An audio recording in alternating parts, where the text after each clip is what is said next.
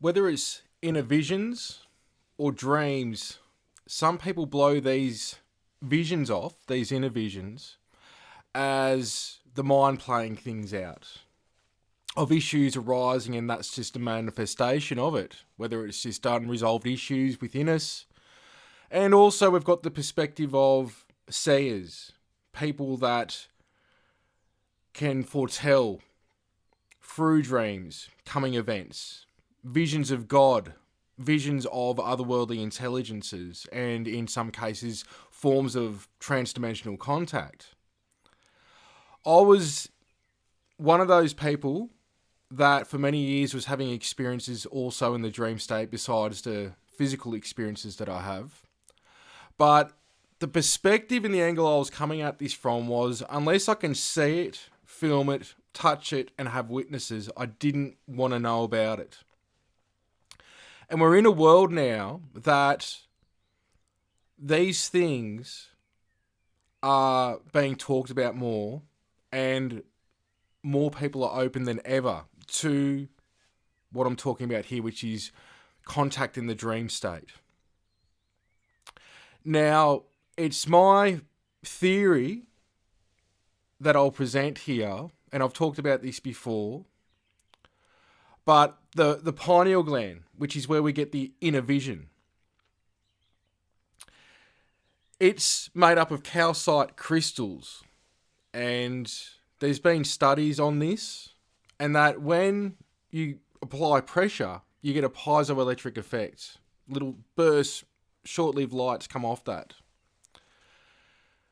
For myself, this is the on switch for transdimensional visions, for interfacing transdimensionally.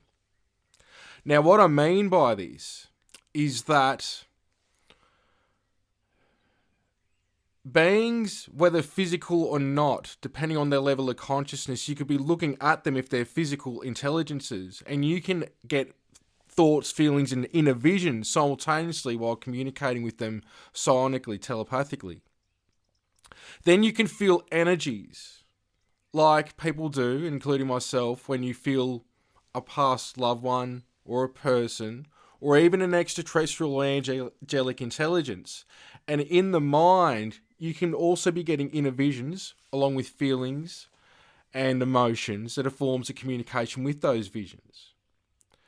Now, what the yogis and different teachers and masters do, they will clench from the root chakra and push the energy up to the pineal gland and out the crown as a way of getting that on switch on the piezoelectric effect. Others will do mantras, because what's happening is through the sinus cavities, which are hollow, that reverberation can get to a point that it's now an on switch.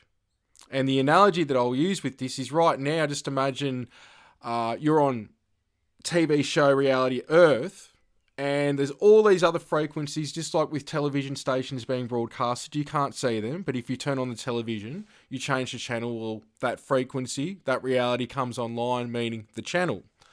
It's very much the analogy that the pineal gland is a receiver of information. And what's happening is that depending on your frequency, can determine what type of intelligences you interface or what you see. There's also consciousness-assisted technologies on board some of these vehicles that interface in a way of assistance technology for the pilots and or beings on these vehicles to interface with people like ourselves. Then there's beings on board those crafts in some cases that don't need the technology, just like you get to that status when you're dealing with beings that are in their Merkaba, their rainbow body, angelic intelligences, ascended masters, and what have you. And it's important to note here that just because they're dreams doesn't mean it's always going to be a form of multidimensional contact, and it doesn't always mean that it's just going to be a dream where it's just got no sense to it whatsoever. And I'll bring this to light for you, which was said to me many years ago by Mary Rodwell, who is a good friend and has done a lot in this community as a hypnotherapist over many years. And she said to me many years ago, Pete, if you remember a dream and detail about it, especially years later, it most likely isn't a dream. This is something I part with a lot of people, but also from my perspective now as well, we're in a situation where, from my experience, we cannot integrate full-blown transdimensional experiences in some cases.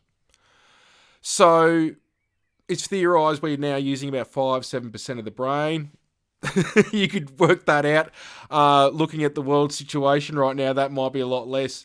But, and not to put us down, it's a bit of a joke there, but we do have a scenario here where, because of that, using that 5-7% of the brain, there can be experiences that we're having in an out-of-body or transdimensional state. So you've got your different layers of the light body, etheric body, the astral body. You've even got ways that you can fully leave the body. And I don't think any template's 100%, but what I'm saying here is you can be having a multidimensional experience and be connected to the physical vessel, or not. But when you come back either way, if the experience is so far out there and the brain can't dilute it, what's going to happen is your higher self, in some cases, with the intelligences you're interfacing with, will make up a screen experience that didn't happen, but it'll be symbolic to leave you with information from that experience, intel, sort of little bits of just nuggets of information that are very viable and valuable to you with what you're experiencing, what you're enduring in some cases. It's something where I think all of us leave the body all the time. And even myself, if I need to work out something, sometimes I'll either meditate on it or I'll just go for a quick nap and I'll awake with the information that I need and act on it. And it will be very accurate a majority of the time. So this is a situation of taking notice of your dreams, that just because it's not a physical thing, it's in some way more physical than what this reality is. It's just an added reality, if you want to put it to this scenario, meaning the dream state. And so even with contact, when we're initiating contact, I warn people that when they leave myself, the sanctuary or an event, it doesn't stop there. This is why clearings are important, and you really have to be aware of why you're wanting to make contact.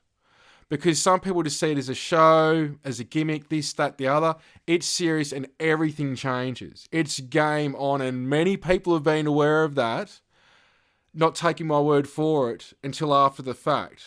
And you're broken down, but you're also built back up as a beautiful being, which we all are. But there's something that changes in your makeup in all areas, that we become better versions of ourselves, even if it's through negative experiences, if we can take it.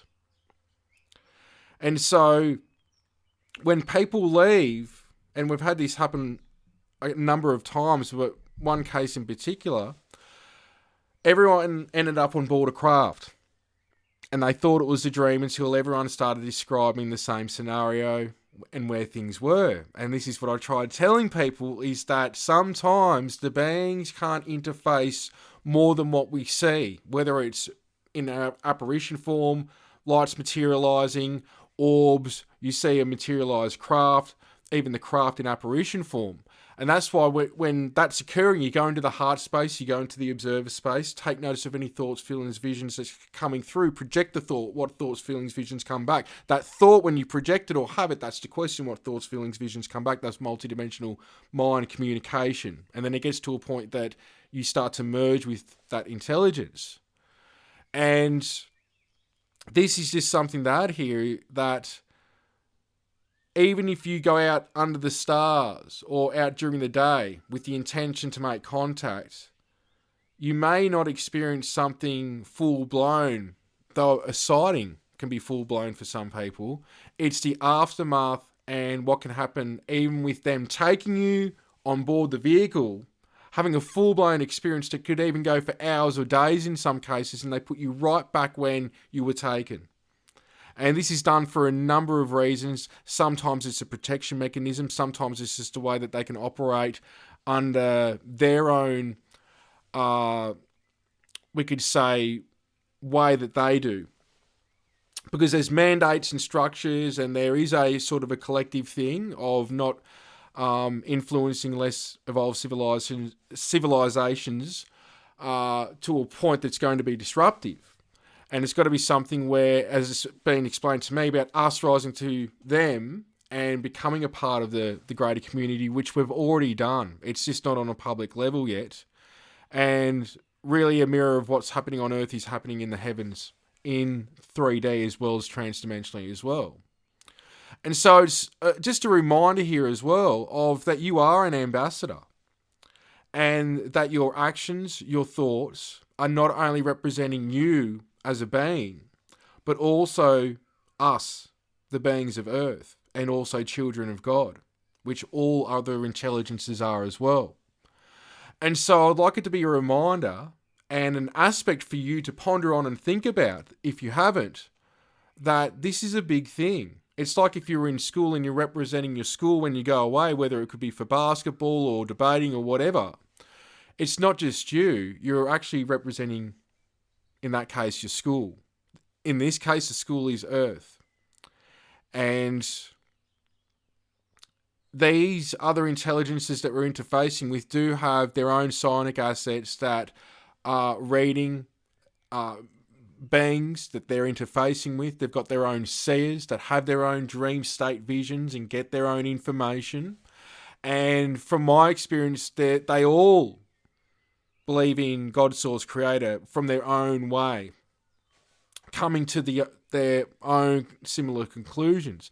Just like you've got Yeshua, Jesus just walked many worlds, and then you've got the House of Mary, which is Mother Mary, Mary Magdalene, Kuan Yin, going into lots of goddess energies throughout the cosmos, and ascended beings on many worlds, because yes, there's third dimensional extraterrestrials, but then those worlds also have ultra-terrestrials, which to us ultra-terrestrials are beings on other frequencies overlapping Earth here. And then you've got another 90% of realms, and then going into the ascended intelligences and the angelic intelligences and the geometric light realms and the construct of God's mind. Pretty laid once you start going into that stuff, but I'm just trying to dilute it down in a way that's digestible. And for those that understand, they'll understand.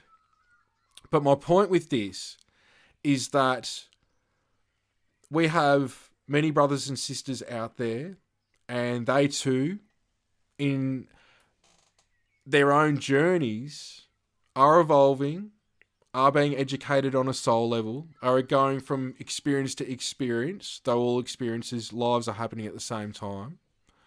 And if you can see from that perspective, just personally for me, what it does is show how big and beautiful God is in the universe.